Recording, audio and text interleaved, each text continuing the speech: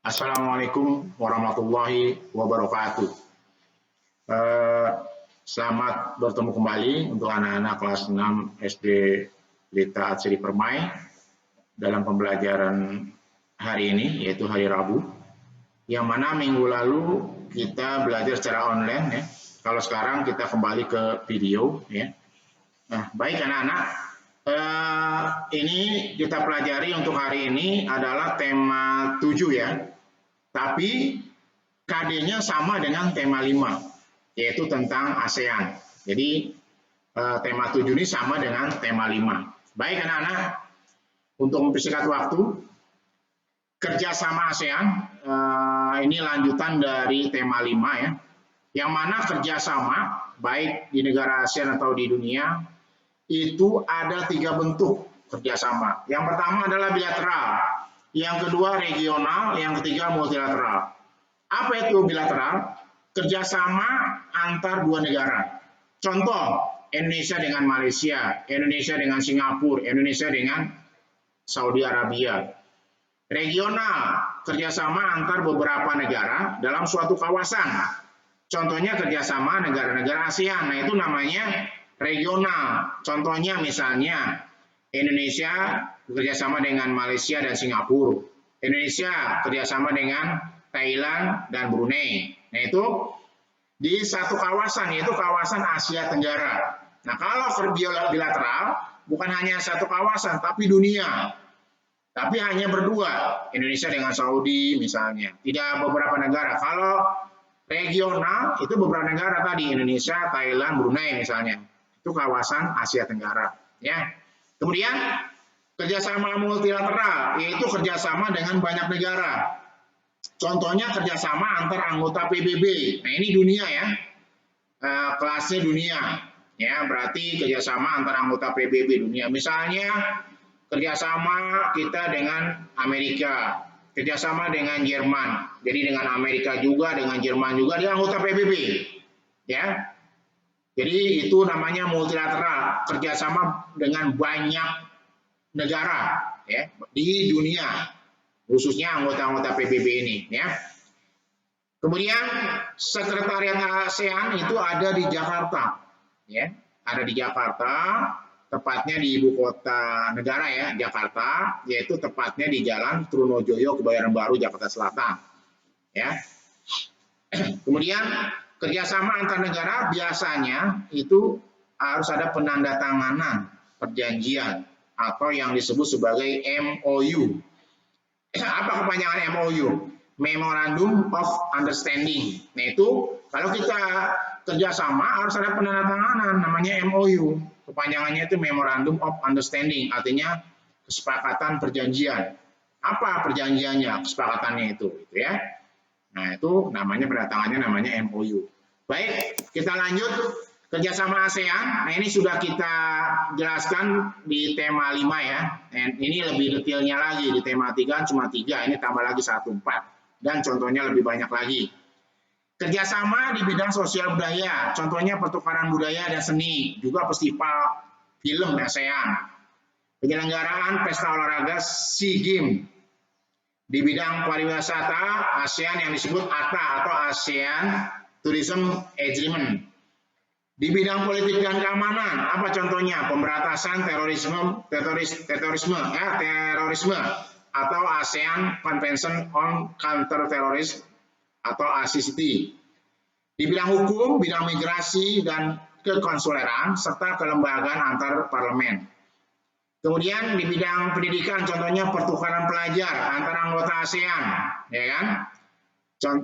Kemudian contohnya lagi ASEAN Council of Teacher, pertukaran guru, ya, convention atau ACT.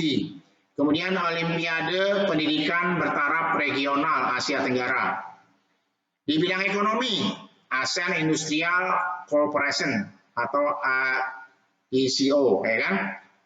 Pembentukan ASEAN Free Trade Area atau AFTA di berbagai sektor dan komoditi seperti energi, mineral, tambang. Nah, ini kerjasama yang lebih lengkap, contohnya ya, sesama negara ASEAN.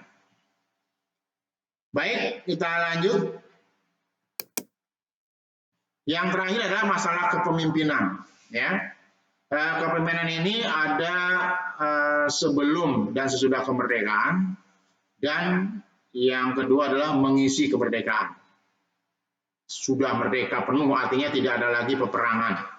Ya, di sini ada yang sebelum merdeka, ada yang sudah merdeka, tapi sudah merdeka masih ada peperangan. Ya, karena Belanda ingin menjajah kembali Indonesia. Walaupun Indonesia sudah merdeka tanggal 17 Agustus 1945, itu Belanda ingin mencaplok kembali Indonesia, ingin menjajah kembali. Ya, dengan bonceng kepada tentara sekutu, namanya Nika, tentara Nika, ya kan? Dia tentara Belanda yang membonceng tentara sekutu, yang tujuannya ingin menjajah kembali, gitu ya.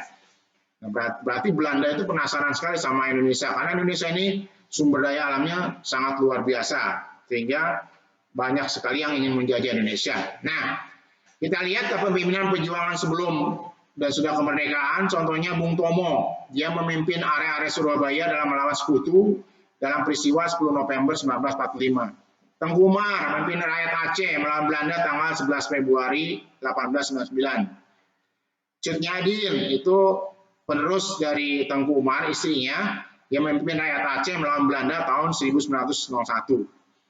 Yang kedua, kepemimpinan negara setelah kemerdekaan.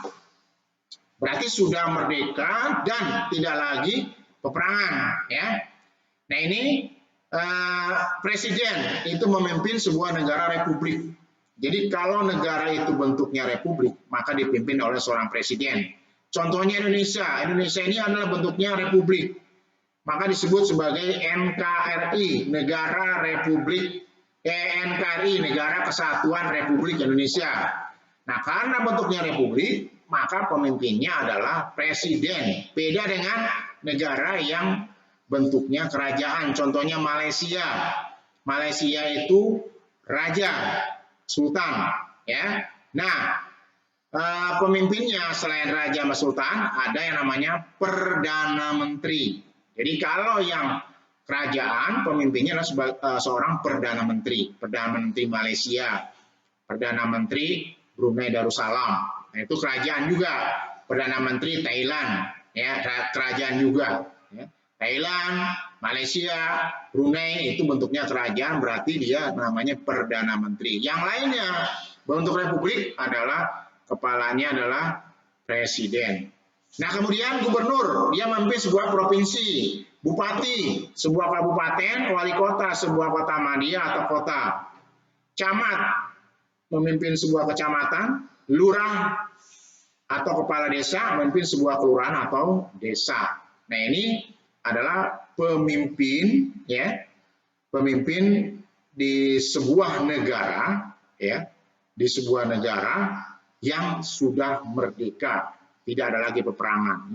Yang terendah adalah kelurahan. Itu kepemimpinan yang paling rendah adalah kelurahan. Yang tertinggi adalah presiden. Itu adalah kepemimpinan di sebuah negara. Baik anak-anak, karena waktunya sudah hampir habis dan materinya juga sudah selesai, kamu tinggal mengerjakan tugas latihan. Ini ya, kamu kerjakan di buku latihan. Setelah kerjakan, kamu serahkan sekolah sesuai dengan jadwal yang sudah ditentukan. Baik, sekian dulu dari Pak Guru. Sampai ketemu lagi. Pak Guru akhiri. Bila taufiq wal hidayah. Wassalamualaikum warahmatullahi wabarakatuh.